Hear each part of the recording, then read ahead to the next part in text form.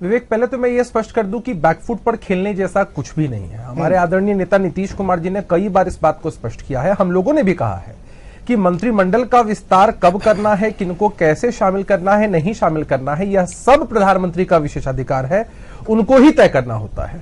अब प्रधानमंत्री जी निर्णय ले रहे हैं, उन्होंने निर्णय लिया है। हमारे पार्टी के राष्ट्रीय अध्यक्ष आदरणीय आरसीपी सिंह जी ने भी कल भी आप लोगों से मुखातिब होते हुए स्पष्ट किया था कि कोई दिक्कत, कोई पेच वाली बात नहीं है और चीजें स्पष्ट हो जाएंगी, कुछ समय का हमें इंतजार करना है।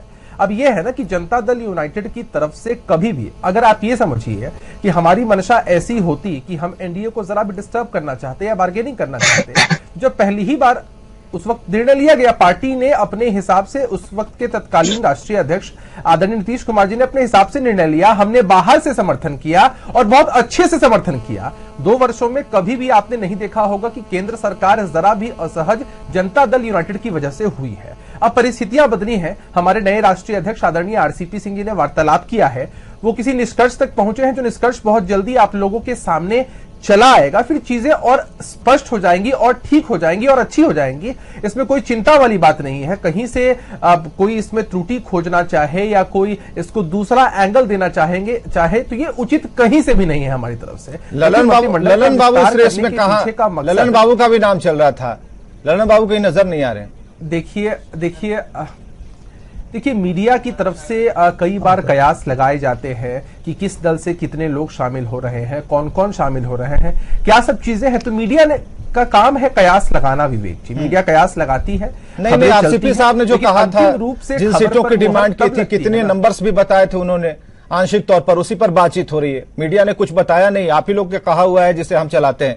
अपने मन से हम कैसे चला देंगे? अभी 43 की लिस्ट आई तो 43 हमने चलाया, 44 आती तो 44 चलाते। मैं तो नहीं, आपने 43। अच्छा, एक बात बताइए विवेक जी कि जो भी जब तक फाइनल रिजल्ट किसी भी मामले पर हमारे सामने नहीं चला आता है, उससे पहले अगर कोई भी चीज मीडिया के द्वारा दिखाई जाती है तो वो सूत्रों के हवाले से चलाते हैं। 100% तो कोई उसकी पुष्टि करता नहीं है। आप एक कयास लगाते हैं, आप कुंतल कृष्णा कांग्रेस पर मुहर, ठीक है, कुंतल कृष्णा कांग्रेस, उसके आधार से लोग चलते हैं। देखिए, कुर्बानी जैसे शब्द कांग्रेस पार्टी की तरफ से जब इस्तेमाल किए जाते हैं तो यह इनकी राजनीतिक मंशा को उजागर करता है कि इनके लिए, इनकी पार्टी के नेताओं के लिए सबसे जरूरी यही है कि कैसे कोई मंत्री बन जाए, सांसद बन जाए, संवैधानिक पद पर पहुंच जाए, उसका कोई निजी लाभ हो जाए।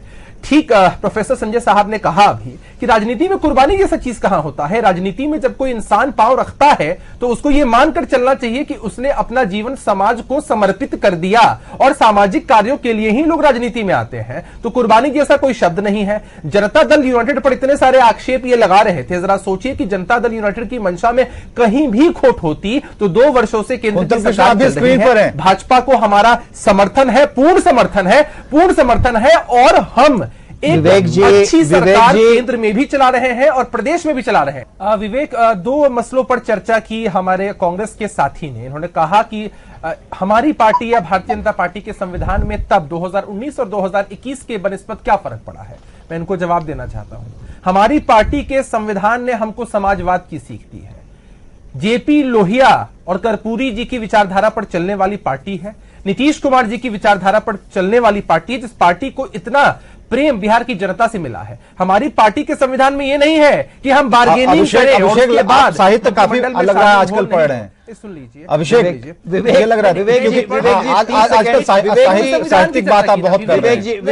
ये चीजें आपने कह लिया ना। नहीं विवेक जी, मेरा एक छोटा सा सवाल था। की चर्चा नहीं, 30 सेकंड, अरे आपने सवाल, मेरा एक छोटा सा सवाल था। आपने सवाल पूछ लिया, आप उसका जवाब नहीं दे रहे ना। आप उसका जवाब दीजिए ना। जवाब सुनिएगा तब तो आप उसका जवाब दीजिए ना। आप सिर्फ इतना मुझे बता दें कि 2019 में और आज क्या फर्क हो गया है। अभी देखिए, 2019 में सवाल पूछा था, 2019 में आपने कहा कि नहीं, सवाल पूछा था टोकन रिप्रेजेंटेशन नहीं चाहिए। पार्टी के संविधान में आज आपको टोकन रिप्रेजेंटेशन बताया कि पार्टी संविधान के हिसाब से तब भी चलती थी, आज भी चलती है। नहीं, टोकन रिप्रेजेंटेशन आज क्या हो गया, आज क्या हो रहा है? सुन तो लीजिए। बिल्कुल सुनता हूं, बिल्कुल सुन रहा हूं, बिल्कुल सुन रहा हूं। पार्टी की आदत है व्याकुल होना। देखिए, 2019 में हमारे राष्ट्रीय अध्यक्ष उस वक्त आदरणीय नीतीश कुमार जी थे। उस वक्त क्या स्थितियां रही होंगी, उस स्थिति के हिसाब से पार्टी में निर्णय लिया गया। अब हमारे राष्ट्रीय अध्यक्ष आदरणीय आरसीपी सिंह जी हैं। हमारे सर्वमान्य नेता आदरणीय नीतीश कुमार जी ने भी कई बार स्पष्ट किया है कि आरसीपी सिंह जी बातचीत कर रहे हैं, देख रहे हैं, निर्णय लेंगे।